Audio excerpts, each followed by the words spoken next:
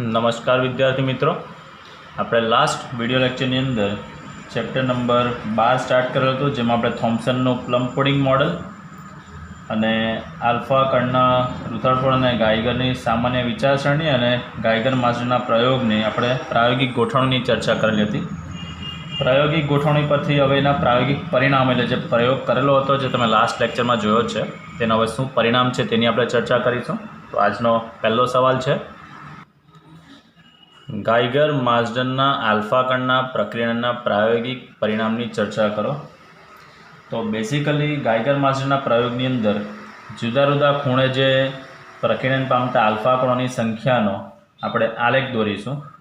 તો બેઝિકલી એની આલેખ્ય રજૂઆત પરથી આપણે સમજવાનું છે। તો હું અહીંયા દોરું છું, એનો આલેખ્ય રજૂઆત છે મિત્રો, ખાસ સમજજો।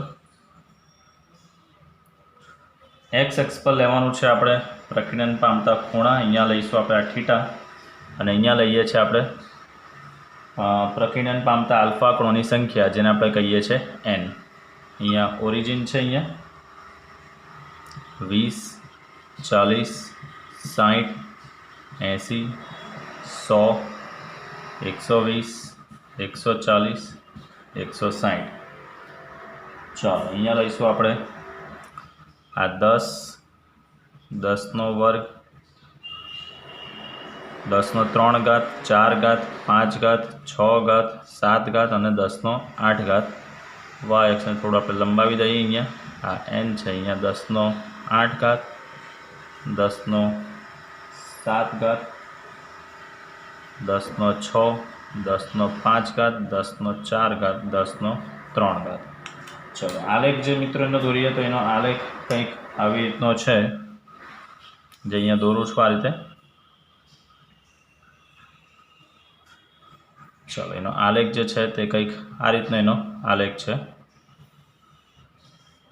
तो समजवानी वस्तु आनी अंदर जे कया कया प्रायोगिक परिणामों छे ते आपणे समजीशुं।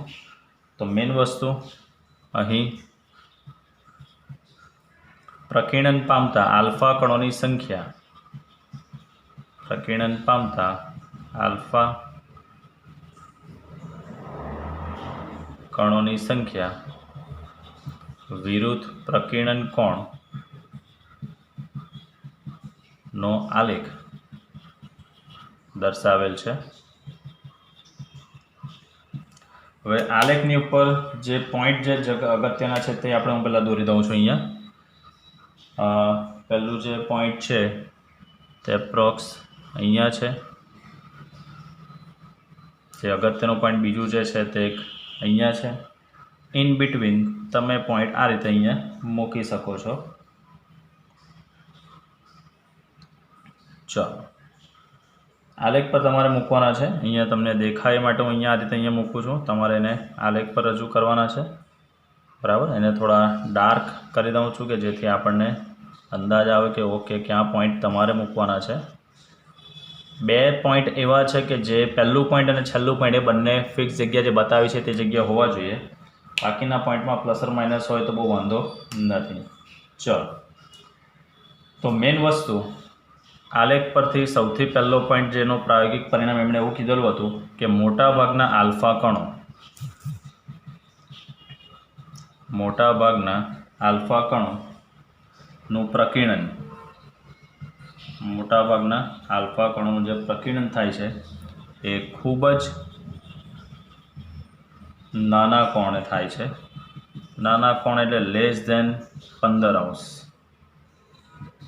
तो एनी संख्या आपणे जोईए तो हूँ आलेख पर लंब दौरूं छुं, तो खास जोजो, समझो मित्रों। अहींया 10 નો 5 घात करता वधारे कणों प्रकीर्णन अहींयाथी हूँ तमने एक्स अक्ष पर आपणे लंब दौरीए छे तो तमे जोशो कि खूणो जे छे ते लेस देन 15 करता भी ओछा खूणेनुं प्रकीर्णन थाय छे। बराबर। चलो बीजू जेनुं परिणाम जे छे प्रायोगिक परिणाम, तो एमां एवुं कीधुं छे कि 0.1% भागना आल्फा कणों, 0.1% मां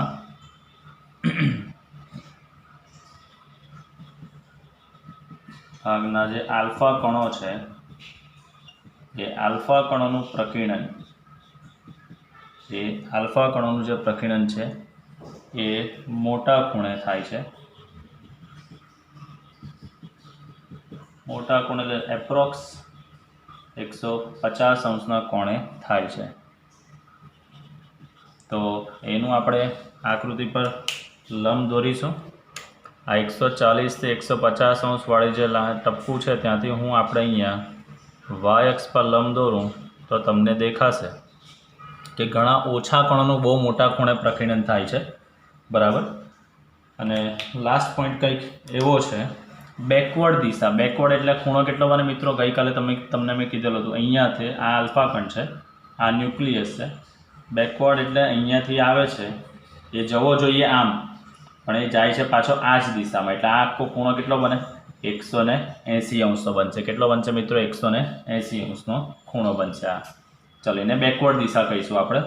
તો લખી શકાય છે અહીંયા બેકવર્ડ દિશા એટલે થીટા જે છે તે કેટલો બનશે મિત્રો? 180 અંશનો। બેકવર્ડ દિશામાં પ્રકેરિત થતા આલ્ફા કણોની સંખ્યા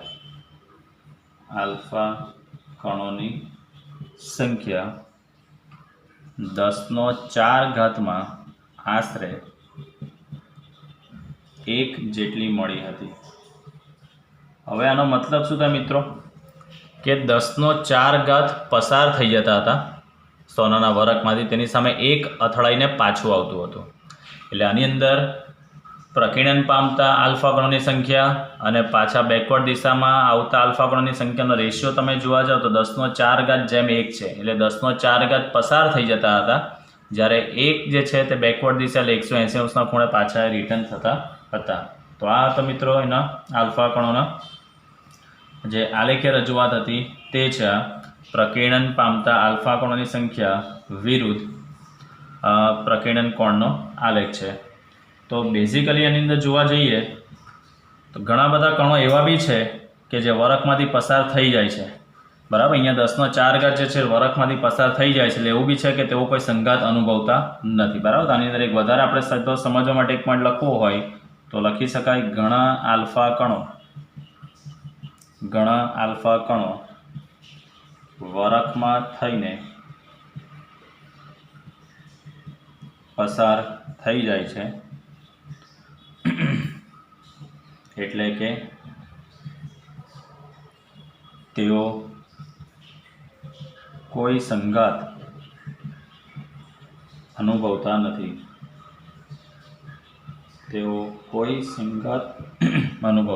નથી।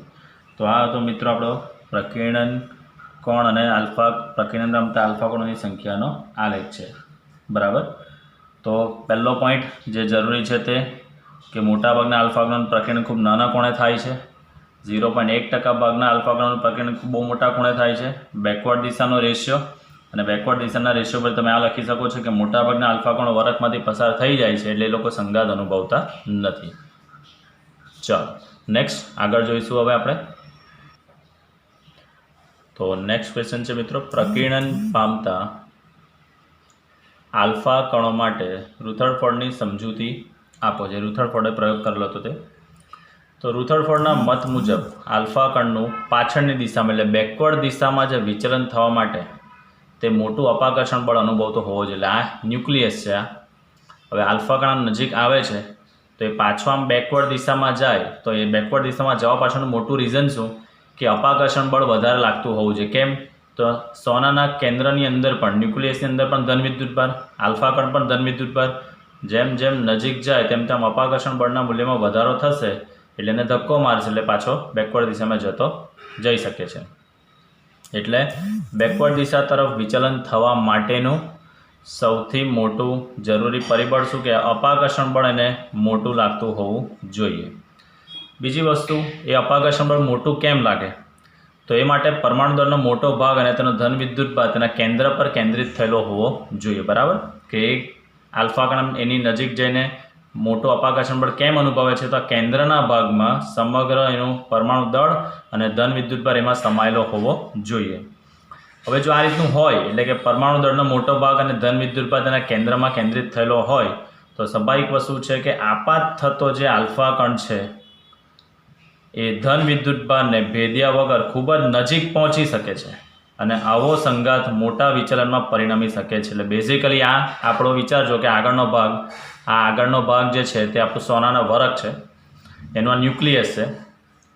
આલ્ફા કણને આપાત કરું છું અહીંયા, તો એ આલ્ફા કણ ધન વિદ્યુતભારને ભેદી નથી શકતો. ભેદી એટલે એમાંથી પસાર નથી થઈ શકતો, બરાબર. એટલે ડેટ મીન્સ આવી રીતનું થઈ શકતું નથી, બરાબર. એ અહીંયા આગળ આવે છે અને પછી એ આ રીતે પાછો બેકવર્ડ દિશામાં જાય છે. તો એનો મતલબ કે આલ્ફા કણ ધન વિદ્યુતભારને ભેદી શકતો નથી, એટલે ભેદ્યા વગર ખૂબ નજીક પહોંચે છે. આ એકદમ નજીક આવે છે, પણ એક ચોક્કસ અંતર એવું આવશે કે ત્યાં અપાકર્ષણ બળ એટલું વધી જશે એટલે આ જે સંઘાત થશે નહીં, પણ એ સંઘાત આપણે વિચારીએ તો એ બહુ મોટા વિચલનમાં પરિણમે. મોટું વિચલન એટલે આમ આવીને આખો પાછો આમ જતો રહે છે, બરાબર. આમ આવીને પાછો આખો આમ ટર્ન લઈને વિરુદ્ધ દિશામાં જાય છે પાછો. એટલે કહેવાનો કન્સેપ્ટ કે જો સમગ્ર ધન વિદ્યુતભારના કેન્દ્રમાં કેન્દ્રિત હશે તો આલ્ફા કણ એ કેન્દ્રને ભેદ્યા વગર જ પાછો વળશે અને મોટા વિચલનમાં એનું પરિણમી શકે છે. મોટું વિચલન એટલે આ પ્રકીર્ણન કોણ એનો મોટો કેટલો બનશે મિત્રો? 180 ડિગ્રી, બરાબર છે. ચલો, રુથરફોર્ડના પરમાણુ અંગેના મોડેલમાં એમણે પરમાણુના સમગ્ર ધન વિદ્યુતભાર અને લગભગ બધું જ દળ ન્યુક્લિયસમાં કેન્દ્રિત થયેલું છે તેવું જણાવ્યું અને ઇલેક્ટ્રોન ન્યુક્લિયસથી થોડા અંતરે દૂર રહીને ન્યુક્લિયસની આસપાસ કક્ષામાં ભ્રમણ કરે છે. આ મોડેલને તમને કહું, રુથરફોર્ડનું જે પરમાણુ મોડેલ છે તેને પ્લેનેટરી મોડેલ બી કહેવામાં આવે. એણે સમગ્ર ધન વિદ્યુતભારને ક્યાં ધાર્યો? કેન્દ્રમાં, અને ઇલેક્ટ્રોનની આજુબાજુ વર્તુળાકાર કક્ષામાં ભ્રમણ કરે છે તેવું કીધું. અને આ મોડેલને પ્લેનેટરી મોડેલ પણ કહેવામાં આવે છે. એટલે સૌરમંડળ સાથે સરખામણી કરી કે સૂર્ય કેન્દ્રમાં છે અને બીજા બધા ગ્રહો છે તેની આજુબાજુ જે ભ્રમણ કરે છે તેના આધારે એવું કીધું કે કેન્દ્રમાં ધન વિદ્યુતભાર છે અને ઇલેક્ટ્રોન એની આજુબાજુ વર્તુળાકાર કક્ષામાં ભ્રમણ કરે છે. એની સરખામણી કરીને એણે આ મોડેલને પ્લેનેટરી મોડેલ પણ એમણે નામ આપેલું હતું. એટલે રુથરફોર્ડનું જે પરમાણુ મોડેલ છે that is also known as a planetary model પણ એને કહેવામાં આવે છે.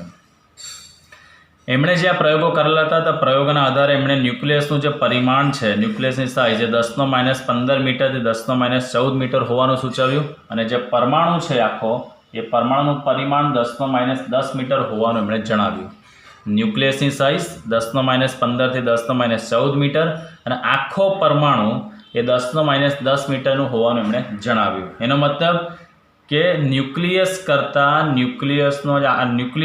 જે આખો પરમાણુ જે છે, તમે રેશિયો તમે લેશો મિત્રો 10⁻10 અને નીચે હું લખું છું 10⁻15, -15 જશે ઉપર એટલે 10⁻5 આવશે, અથવા તો 10⁻10 થી એની રેન્જ છે બીજી 10⁻14, તો -14 ઉપર જશે તો 10⁻4 બચશે.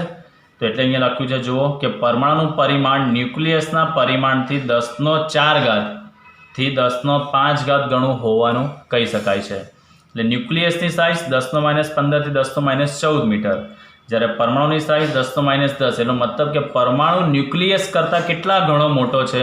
10⁻4 થી 10⁻5 ગણો મોટો છે. જે આ રીતે આપણે દર્શાવી શકીએ છીએ. આ ગુણોત્તર અહીંયા લીધો છે તો આના પરથી આપણે અંદાજો મિત્રો લગાવી શકીએ છીએ, બરાબર.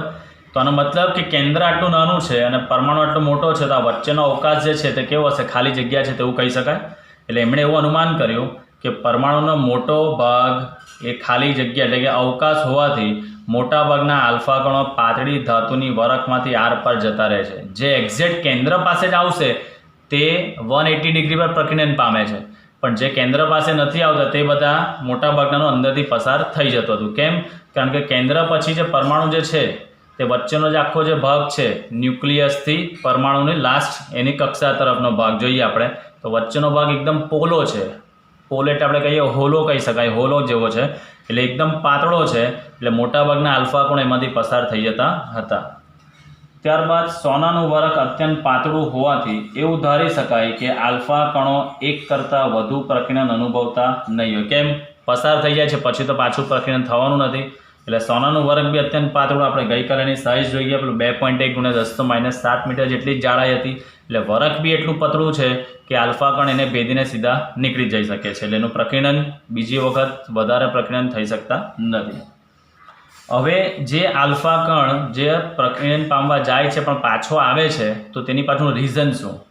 તો આલ્ફા કણનો વિદ્યુતભાર +2 E જેટલો છે. આલ્ફા કણનો વિદ્યુતભાર જે છે તે અહીંયા લખું છું 2e જેટલો ધન વિદ્યુતભાર અને સોનાના ન્યુક્લિયસમાં કુલ ધન વિદ્યુતભાર Ze જેટલો. Z એટલે સોનાનો પરમાણુ ક્રમાંક 79 તમે લખી શકો છો.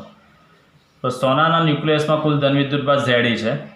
તો આવા સંજોગોમાં ન્યૂટનની ગતિના બીજો નિયમ અને કુલમના નિયમ પરથી આલ્ફા કણના ગતિપથની તમે ગણતરી કરી શકો છો. બળ કેટલું લાગશે? કુલંબિયન બળ આપણી પાસે સૂત્ર છે જ કે Q1 Q2 upon r². કે Q1 Q2 upon r². તો કેની જગ્યાએ 1/4πε0. Q1 એટલે આલ્ફા કણનો વિદ્યુતભાર +2e. Q2 એટલે સોનાના વરખના ન્યુક્લિયસનો ધન વિદ્યુતભાર Ze upon r². જે r એટલે શું દર્શાવે છે મિત્રો? r બતાવશે આલ્ફા કણ અને ન્યુક્લિયસ વચ્ચેનું અંતર. r જે છે એ આલ્ફા કણ અને ન્યુક્લિયસ વચ્ચેનું અંતર છે. અને બળની દિશા, આ જે બળ લાગે છે બળની દિશા કઈ હશે? તો કે આલ્ફા કણ અને ન્યુક્લિયસને જોડતી રેખા પર. તો સિમ્પલ અહીંયા સમજાવું. આ રેડ જે છે તે માનો મિત્રો કે આપણો આલ્ફા કણ છે અને આ બ્લેક જે છે તે ન્યુક્લિયસ છે. તો બળ જે છે તે આ બંનેને જોડતી રેખા પર લાગે. એટલે કહેવાનો કન્સેપ્ટ હું અહીંયા લખું, આમ બતાવું છું અહીંયા. તો બંનેને જોડતી રેખા એટલે કઈ રેખા? સિમ્પલ અહીંયાથી આ જોડતી રેખા પર બળ લાગે. એટલે જો કોઈ આલ્ફા કણ એક્ઝેક્ટ રેખા પર હોય તો એના પર એટલું બધું અપાકર્ષણ બળ લાગે કે બેકવર્ડ દિશામાં પાછો આવશે જ. પણ જેમ જેમ ધારો કે કોઈ આલ્ફા કણ અહીંયાથી જાય છે, આલ્ફા કણ અહીંયાથી પાસ થાય છે, તો એ પ્રકીર્ણન પામશે, આ રીતે બી જઈ શકે છે, પ્રકીર્ણન પામીને આ રીતે બી જઈ શકે છે.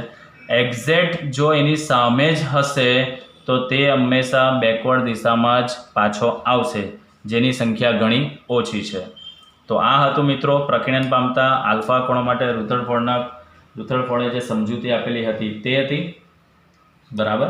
આલ્ફા કણ જેમ જેમ ન્યુક્લિયસ તરફ જાય, આલ્ફા કણ જેમ જેમ ન્યુક્લિયસ તરફ જતો જાય છે અને પછી એનાથી દૂર જાય, તો આ જે બળ લાગે છે તે બળનું મૂલ્ય અને દિશા બંનેમાં શું થતો હોય છે? ફરક પડતો હોય છે. આ એક પોઈન્ટ સમજવા જેવો છે કે આલ્ફા કણ જ્યારે ન્યુક્લિયસ તરફ જાય એટલે બળનું મૂલ્ય તો બદલાવાનું જ છે. બરાબર. અને પ્રકીર્ણન પામ્યા બાદ દૂર જશે તો બળનું મૂલ્ય પાછું બદલાવાનું છે અને દિશા પણ બદલાતી હોય છે, કારણ કે પ્રકીર્ણન પામે છે. બરાબર. પ્રકીર્ણન પામે એટલે આમ જઈને આમ બી જઈ શકે છે, પ્રકીર્ણન પામે તો અહીંયાથી આમ બી જઈ શકે છે, પ્રકીર્ણન પામે તો અહીંયાથી આમ નીચે બી આવી શકે છે. કહેવાનો કન્સેપ્ટ કે એ ન્યુક્લિયસ પાસે જાય છે અને પછી એનાથી દૂર જાય, આ બંને કિસ્સામાં બળનું મૂલ્ય અને દિશા બંને બદલાતી રહેશે. તો પ્રકીર્ણન પામતા આલ્ફા કણો માટે રુથરફોર્ડે આ રીતની સમજૂતી આપેલી હતી કે શું છે સમજૂતી, તો કેમ આવું થાય છે, કેમ બળ લાગે છે, તેની આ સમજૂતી આપણે ડિસ્કસ કરી ગયા. ચલો, સો નેક્સ્ટ ક્વેશ્ચન તરફ આપણે આગળ વધીશું.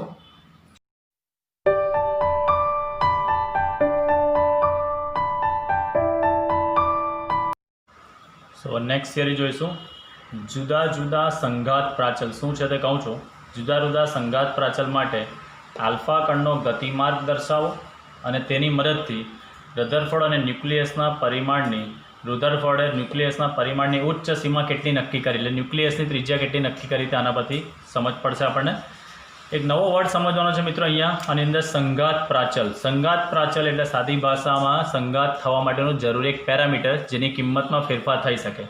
પ્રાચલને ઇંગ્લિશમાં પેરામીટર કહેવાય, જેના મૂલ્યમાં ફેરફાર થઈ શકતો હોય છે, તેને પ્રાચલ કહેવામાં આવે છે. તો બેઝિકલી આકૃતિ આપણે જોઈએ. પહેલાં જોઈએ રુથરફોર્ડે આપણે જોઈ ગયા આગળની થિયરીમાં ગાણિતિક રીતે મેળવેલ પરિણામ અને પ્રાયોગિક પરિણામો એકબીજા સાથે બંધ બેસતા આવે છે. રુથરફોર્ડે જે ગાણિતિક રીતે પરિણામો મેળવેલા હતા અને પ્રાયોગિક પરિણામો જે કરેલા હતા તે બંને એકબીજા સાથે બંધ બેસતા આવે છે. આપણે જોઈ ગયા છે મિત્રો અહીંયા બળનું સૂત્ર F = K Q1 Q2 upon r², એટલે કેની જગ્યાએ 1/4πε0. Q1 એટલે આલ્ફા કણનો વિદ્યુતભાર, Q2 એટલે સોનાના વરખની અંદર જે ન્યુક્લિયસ છે તેનો વિદ્યુતભાર Ze upon r² અનુસાર જેમ જેમ આલ્ફા કણ ન્યુક્લિયસની નજીક પહોંચે છે તેમ તેમ બળનું મૂલ્ય અને દિશા સતત બદલાયા કરે છે, જે આપણે આગળની થિયરીની અંદર ડિસ્કસ કરી ગયા છે. મેઇન વસ્તુ અહીંયા તમે જોઈ શકો છો, આ જે બ્લુ ડોટ જે દર્શાવેલા છે તે આલ્ફા કણ છે અને અહીંયા જે બ્લેક દર્શાવેલું છે તે ન્યુક્લિયસ છે, જે સોનાના વરખનું ન્યુક્લિયસ છે મિત્રો. આલ્ફા કણ અલગ અલગ રસ્તા પર આવે છે, એનો પાથ બતાવે છે. પાથ 1, પાથ 2, પાથ 3, પાથ 4 અને પાથ 5 બતાવેલો છે. મેઇન વસ્તુ આ જે આલ્ફા કણનો જે ગતિમાર્ગ છે આ રસ્તા પર આવે છે, રસ્તા નંબર 2, 3, 4 અને 5 પર એ ગતિમાર્ગ, એ ગતિના પ્રારંભમાં આલ્ફા કણના વેગનો સદિશ. તો આલ્ફા કણ જે આ દિશામાં આવે છે તો એનો વેગનો સદિશ કયો થશે મિત્રો? આ રીતે થશે. આનો વેગનો સદિશ આ બીજા રસ્તા પરનો વેગનો સદિશ આ થશે, ત્રીજા રસ્તા પર વેગનો સદિશ આ થશે, ચોથા રસ્તા પર વેગનો સદિશ આ થશે, પાંચમા પાથ પર વેગનો સદિશ આ થશે. તો આલ્ફા કણનો ગતિમાર્ગ ગતિના પ્રારંભમાં આલ્ફા કણના વેગનો સદિશ ન્યુક્લિયસથી કેટલા લંબ અંતરે છે તેના પર છે. હવે સમજો મિત્રો, અહીંયા લંબ અંતર એટલે શું થાય? તે બેસિકલી અહીંયા સોનાનું વરખ છે, આ અહીંયા આપણો આલ્ફા કણ છે, આ સીધો જ આવે છે એટલે અહીંયા કોઈ લંબ અંતર નથી. બીજા પાથ પર તમે જોઈ શકો છો કે આલ્ફા કણ આ રીતે આવે છે, તો ન્યુક્લિયસથી આ એનો વેગનો સદિશ, ન્યુક્લિયસથી એનો વેગનો સદિશ વચ્ચે આ જે લંબ અંતર બને છે તેને સંઘાત પ્રાચલ કહેવામાં આવે છે. તેને એનો સંઘાત પ્રાચલ કહેવામાં આવે છે. એટલે આલ્ફા કણનો ગતિપથ કોના પર આધાર રાખે છે? તો કે સંઘાત પ્રાચલ, જેને ઇંગ્લિશમાં કહેવામાં આવે છે ઇમ્પેક્ટ પેરામીટર કહેવામાં આવે છે. તો બેઝિકલી ઇમ્પેક્ટ પેરામીટર ઇંગ્લિશમાં કહેવાય છે, સંઘાત પ્રાચલ ઇંગ્લિશમાં કહેવામાં આવે છે ઇમ્પેક્ટ પેરામીટર. તો પહેલા પાથ માટેનો જે ઇમ્પેક્ટ પેરામીટર છે તો તમે જોઈ શકો આમ સીધો જ આવે છે, એટલે કોઈ લંબ અંતર છે જ નહીં. બીજા રસ્તા પર આવે છે તો આ રીતે, તો આ ઇમ્પેક્ટ પેરામીટર બી દર્શાવેલો છે. ત્રીજા પર ઇમ્પેક્ટ પેરામીટર ઓર વધી જાય. ત્રીજા પર ઇમ્પેક્ટ પેરામીટર જોઈએ તો આપણે આટલું એનું ઇમ્પેક્ટ પેરામીટર બને. ચોથા પર ઇમ્પેક્ટ પેરામીટર આ બનશે. પાંચમા પર ઇમ્પેક્ટ પેરામીટર આ બનશે. તો ધીરે ધીરે સંઘાત પ્રાચલ, જે આલ્ફા કણનો વેગનો સદિશ અને ન્યુક્લિયસ વચ્ચેનું લંબ અંતર દર્શાવે છે, તેના મૂલ્યમાં ફેરફાર થાય છે. તો આલ્ફા કણનો ગતિપથ આ ઇમ્પેક્ટ પેરામીટર પર બી આધાર રાખે છે.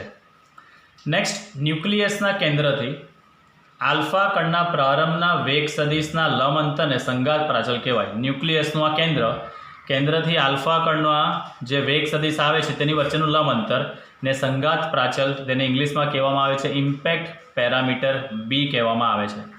તો પહેલી આકૃતિમાં તમે જોઈ શકો છો, પહેલા પથમાં અહીંયા ન્યુક્લિયસ છે, આલ્ફા કણ અહીંયા સીધો જ આવે છે, તો લંબ અંતર 0 છે, એટલે એમાં ઇમ્પેક્ટ પેરામીટર 0 છે. જ્યારે પણ મિત્રો, હવે જે બોલું છે એના પર ફોકસ કરજો, ઇમ્પેક્ટ પેરામીટર બીનું મૂલ્ય જો 0 હોય, ઇમ્પેક્ટ પેરામીટર બીનું મૂલ્ય જો 0 હોય તો ત્યારે થતા સંઘાતને હેડ ઓન કોલિઝન કહેવામાં આવે છે, અથવા તો એને સન્મુખ સંઘાત કહેવામાં આવે છે. હેડ ઓન કોલિઝન એટલે બે આંખલા, એક આંખલો અહીંયા છે, એક આંખલો અહીંયા છે, આ રીતે જે અથડાય તેને હેડ ઓન કોલિઝન કહેવામાં આવે. બીજી બાજુ બીજા રસ્તા પર આપણે જોઈશું તો ધીરે ધીરે બી વધે છે, તો બી એ આમ નીકળી જાય છે. ત્રીજા રસ્તા પર ઓર દૂર છે તો એ આમ જાય છે. પાંચમો પાથ જુઓ, ઇમ્પેક્ટ પેરામીટર એટલો વધી ગયો છે કે સીધો નીકળી જાય છે. એટલે કહેવાનો કન્સેપ્ટ મિત્રો કે આલ્ફા કણનો જે ગતિપથ છે તે ધીરે ધીરે જેમ જેમ બી બદલાય છે તેમ તેમ તેનો ગતિપથ પણ શું થતો જાય છે? બદલાતો જાય છે. તો ઇમ્પેક્ટ પેરામીટરને ફરી પાછું સમજીશું. ન્યુક્લિયસના કેન્દ્રથી, એટલે આ ન્યુક્લિયસ છે, પરમાણુના કેન્દ્રથી આવશે ત્યાં એકચ્યુઅલી. તો મેઇન વસ્તુ, પરમાણુનું જે કેન્દ્ર છે એ પરમાણુના કેન્દ્રથી આલ્ફા કણના પ્રારંભનો વેગ સદિશના લંબ અંતરને કહેવામાં આવે છે એનો સંઘાત પ્રાચલ ઇમ્પેક્ટ પેરામીટર.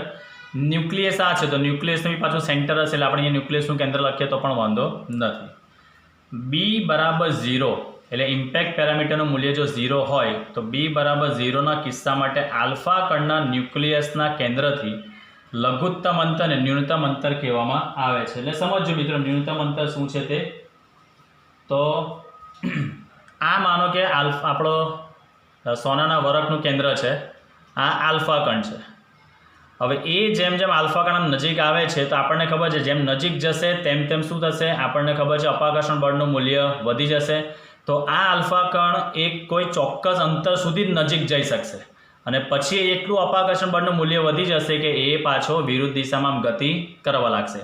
એટલે કહેવાનો કન્સેપ્ટ કે આલ્ફા કણ જે નજીકમાં નજીક અંતર સુધી આવે છે તેને કહેવામાં આવે છે, તેનું ન્યૂનતમ અંતર એને ઇંગ્લિશમાં કહેવામાં આવે છે ડિસ્ટન્સ ઓફ ક્લોઝેસ્ટ અપ્રોચ કહેવામાં આવે છે, જેને ઇંગ્લિશમાં કહેવામાં આવે છે, જેનું નામ લખું છું મિત્રો અહીંયા, distance, DIS, distance of closest, CLOSEST, approach, APPROACH. એને ન્યૂનતમ અંતર બી કહેવાય અથવા તો ડિસ્ટન્સ ઓફ ક્લોઝેસ્ટ અપ્રોચ પણ તમે એને કહી શકો છો. તો બેઝિકલી ઇમ્પેક્ટ પેરામીટર B0 હોય ત્યારે હેડ ઓન કોલિઝન, અને એવા કિસ્સામાં આ આલ્ફા કણ નજીક જશે, અપાકર્ષણ બળ વધશે અને અહીંયા, એટલે માનો કે અહીંયાથી એક ટર્ન લે છે, અહીંયાથી ટર્ન લે છે તો આ અંતરને શું કહેવાય? એનું ન્યૂનતમ અંતર કહેવામાં આવે. આ એનું ન્યૂનતમ અંતર કહેવામાં આવે છે.